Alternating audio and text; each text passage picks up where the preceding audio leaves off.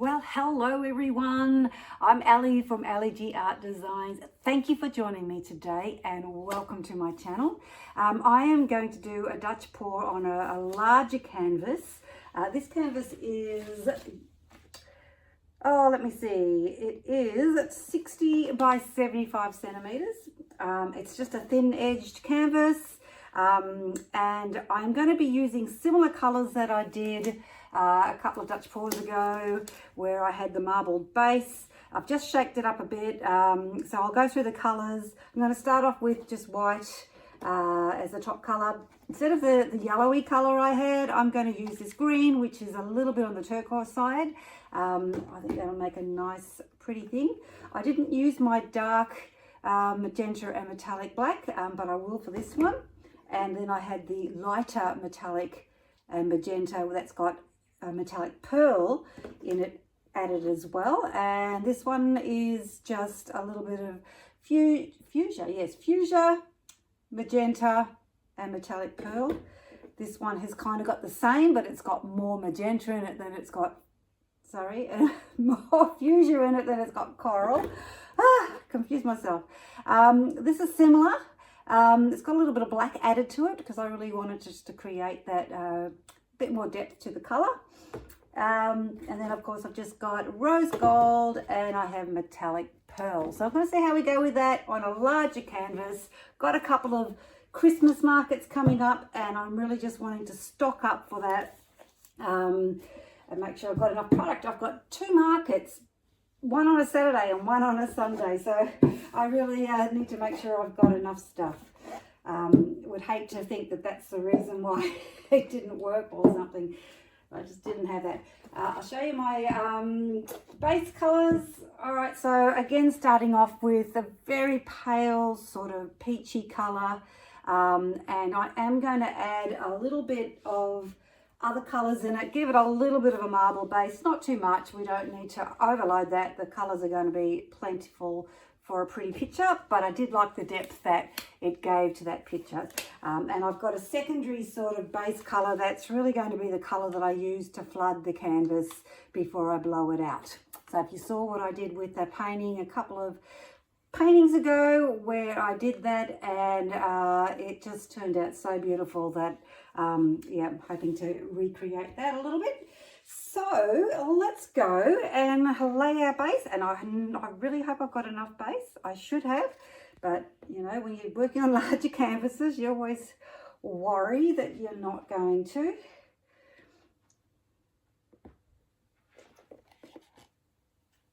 I'm going to add a little bit of this just to, again, create. This one's got a little bit of a different color to it, not much. I don't want to use too much of it because I need it for flooding the canvas.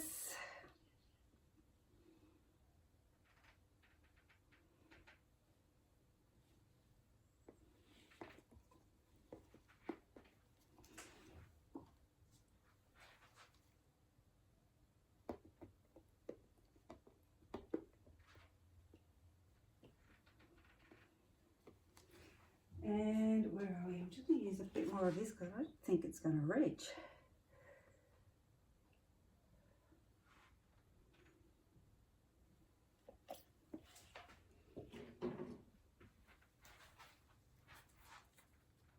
I've got a few of these squeezy bottles that are really at their end. That one is at its end. And I thought I would just add some of these to the marble effect as well.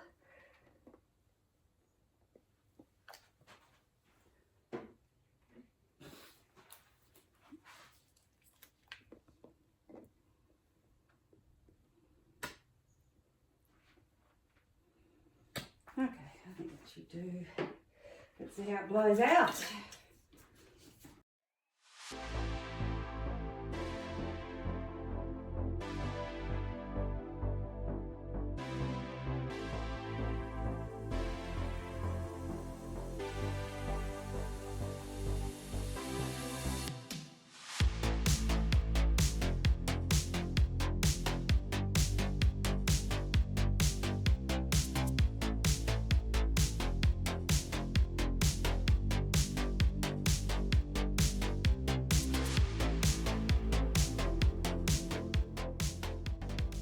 All right, nice. I like that. It's just enough. It's not too overpowering in its contrast in colours. It just gives it a nice little blend. All right. Okay.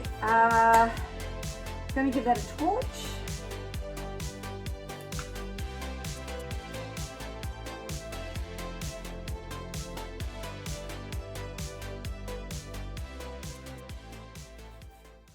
Alright, now white. So I'm going to start off with just a simple, normal sort of Dutch pour that I do.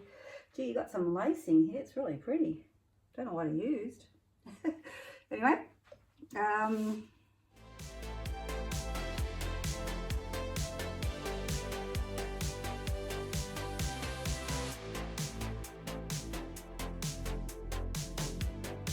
I could need something here, so I might just do a little tail here.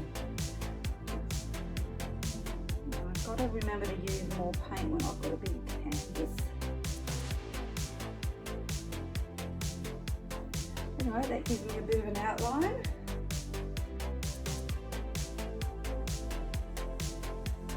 Yeah, pretty. Okay. One down. Use green next.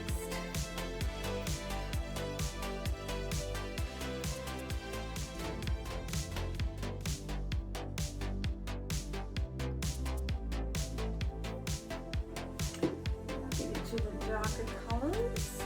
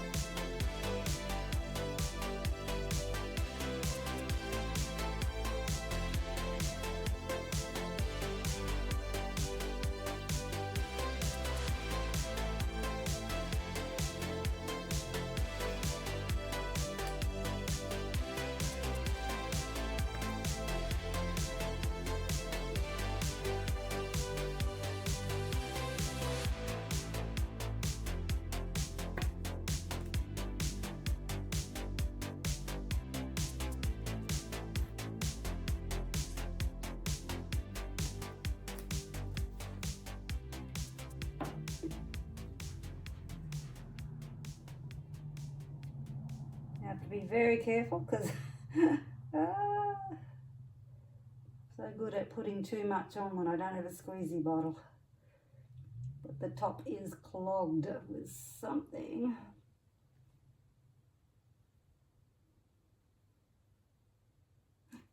See, too much. All right, let's leave it at that.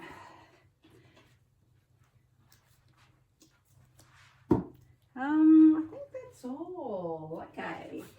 So I'm going to use this colour now, and I'm just going to put this around the edges of everything that I did.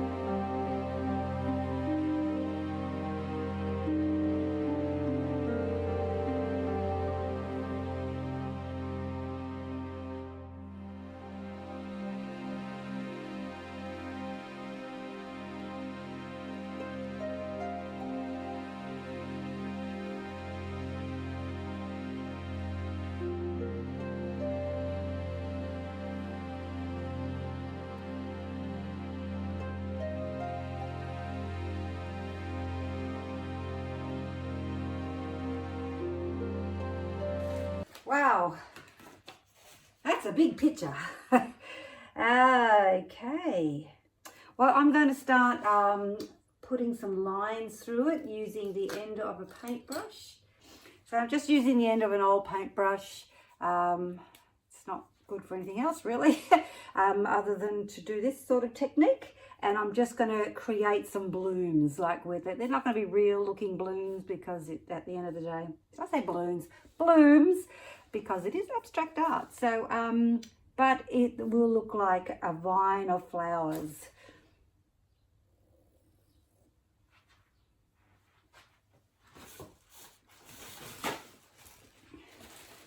When you do use this technique, it's always important to have a paper towel to wipe the end of it each time, otherwise it stays on there and you get lines going in.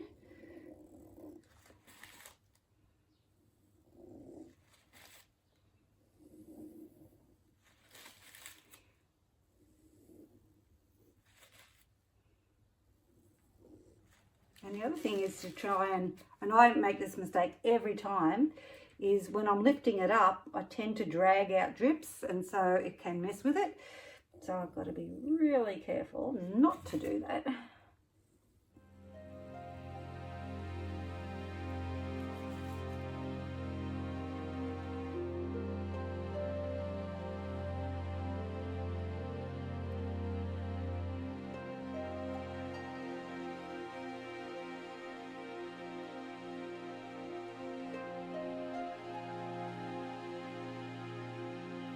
So I'm just blowing on it to fan it out a bit where it sort of stops in its tracks too much. So like here, it's kind of falling a little bit, so I'll blow that out. It's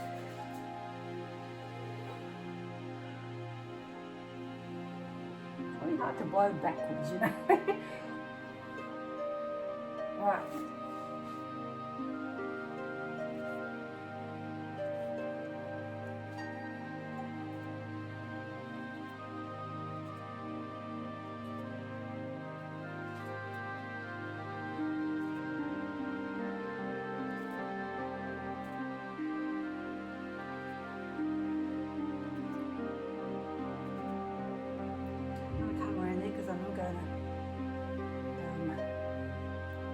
Blow on the other side. I'm just going to finish this and then can't quite reach over there without dipping myself right into everything.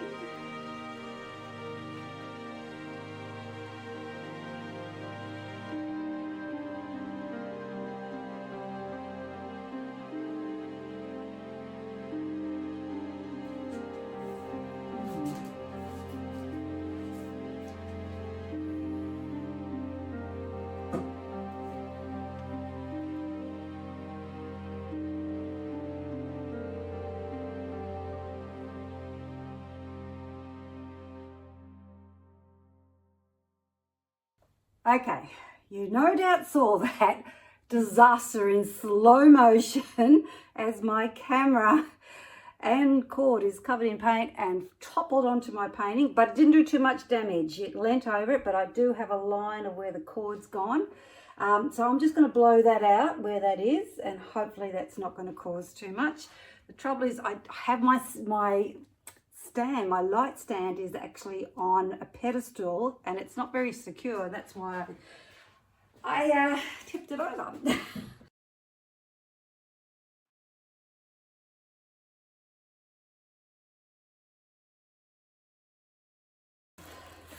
I'm going to fix that up later.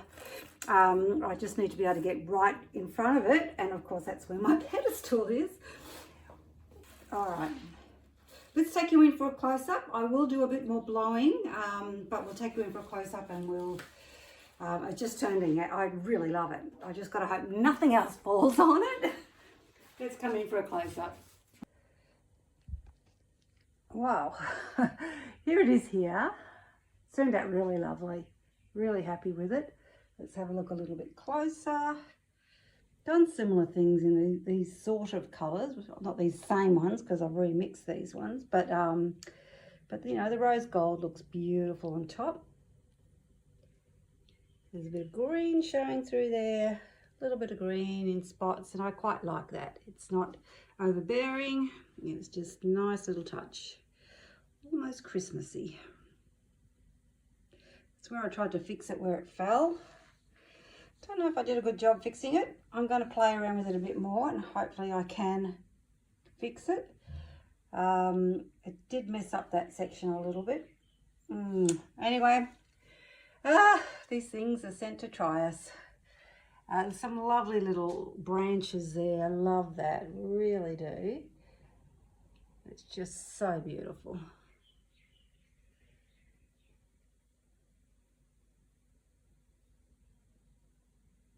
Oh, just lovely. Yeah, really pretty. So there you have it. It's so big I can't get it all in the photo, in the camera I should say. There it is. All right, let's see what this looks like dry. Okay, see you then. All right, here's this beautiful picture. I am happy with the way it turned out. There's so much that I really love about it. Like I love this bit here. I'll stretch it out a bit more. Love this section here. Love this section here. Love this section here. It just bloomed out really nice, and down there as well. It's beautiful. The whole thing I really love. I'm so disappointed with the camera falling, but I should be grateful that it didn't actually face plant right into the painting. So there's this here where I've tried to fix it a little bit. I don't feel I did a great job of it. I did try and fix it after I finished filming, but I still don't think it completely ruins the painting. It's just that I would have liked it to look nicer, that's all. So there it is, all dried with a beautiful marbled background, and I'm happy with that. All right, let me know what you think. If you haven't subscribed yet, please do so and press that like button and leave me a comment. Would love to hear from you. Okay, hopefully you'll be back for more. Okay, bye for now.